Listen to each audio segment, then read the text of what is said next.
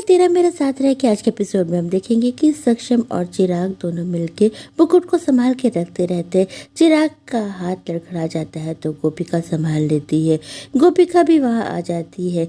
उसे मुकुट के बारे में काफ़ी जानकारी रहती है। वो सक्षम से कहती कितना खूबसूरत डिज़ाइन है। सक्षम को पता चलता है कि गोपिका को हीरे और उसके डिज़ाइन के बारे में काफ़ी जानकारी है। सक्षम ये देख के बहुत खुश हो जाता है। गोपिका को ज्वेलरी डिज़ाइनिंग की काफ़ी जानकारी रहती है। इधर पंडाल में मिथिला कहती है कि अब कॉन्टेस्ट में दूसरा चरण शुरू होता है। मिथिला कहती है कि सभी सास अपनी बहुओं को जोत जलाकर देंगी। ये जोत खुशियाँ और आस्था का प्रतीक है। ये लड़कियाँ हमारे घर में बहू बन के आई है और अब ये हमारे घर में ढेर सारी खुशियाँ लाएंगी। इसके बाद मिथिला कहती है कि आशी पहले सभी सास का हाथ गंगा जल से धुलवा दो।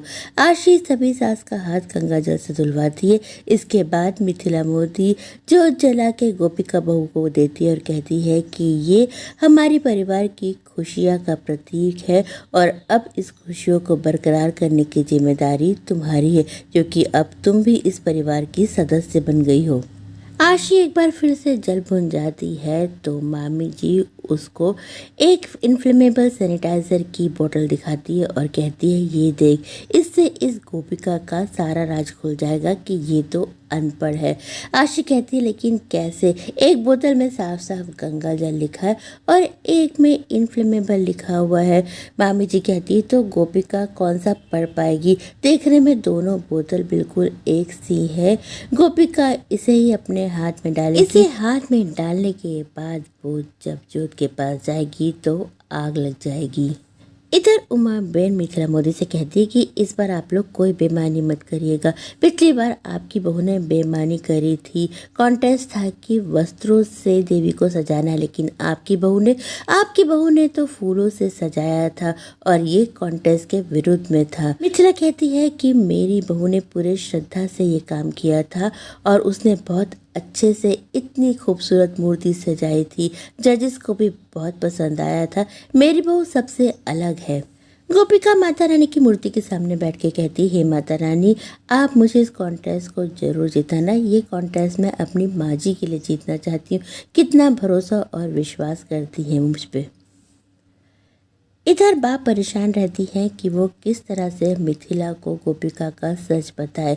बाप सोचती है मुझे कुछ समझ में नहीं आ रहा कि मुझे गोपिका का सच मिथिला को बताना चाहिए कि नहीं।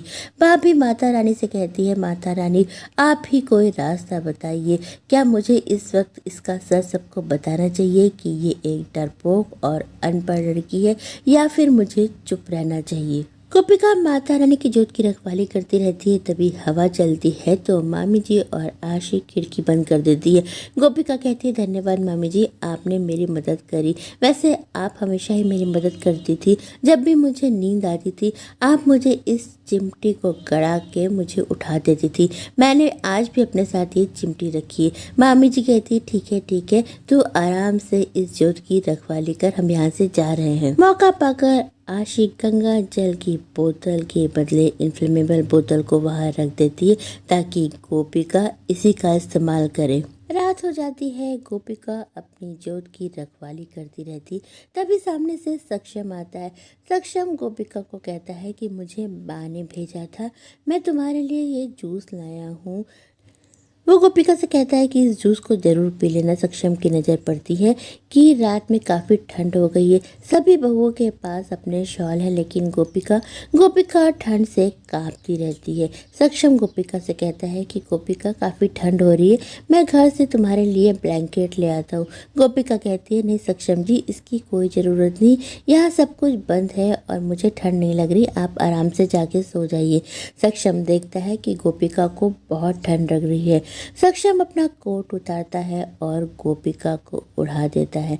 सक्षम से इतना अपनापन देख के गोपिका बहुत खुश हो जाती है।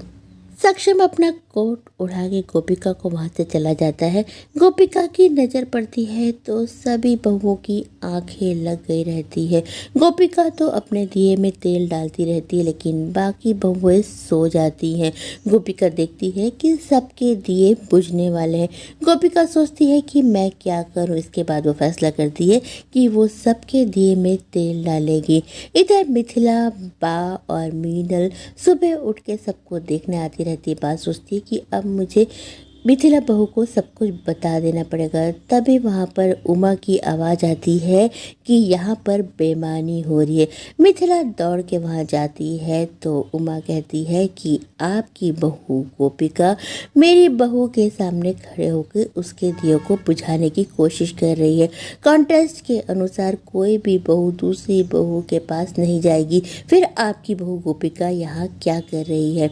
मिथिला गोपिका से कहती है, गोपिका सच सच बताओ तुम यहाँ क्या कर रही हो? गोपिका कहती है कि माँ जी, मैंने देखा कि रात में सभी बहुओं की आंखें लग गई हैं और उनके दिए में तेल खत्म हो रहा है।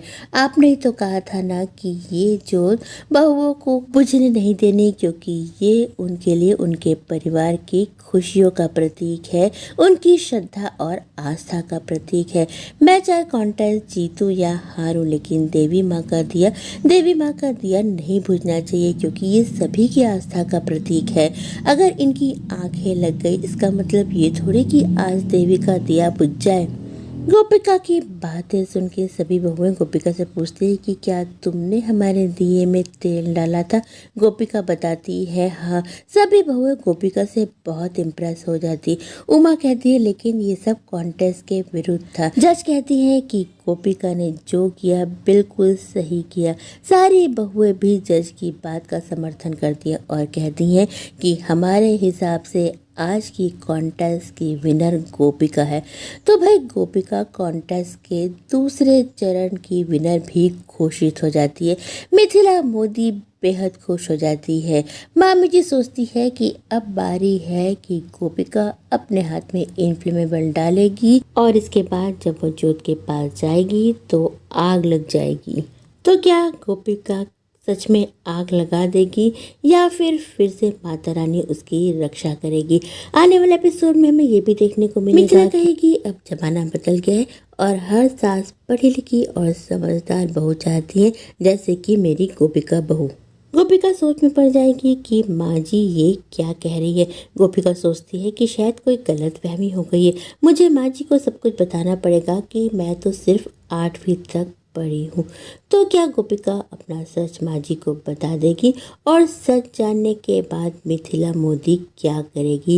यही सब हमें सीरियल तेरा मेरा साथ रह के आने वाले एपिसोड में देखने को मिलेगा। अगर आपको हमारी अपडेट पसंद आई है तो हमारे चैनल को लाइक शेयर सब्सक्राइब करना ना भूलिए। कल हम फिर मिलेंगे, तब तक के लिए बाय।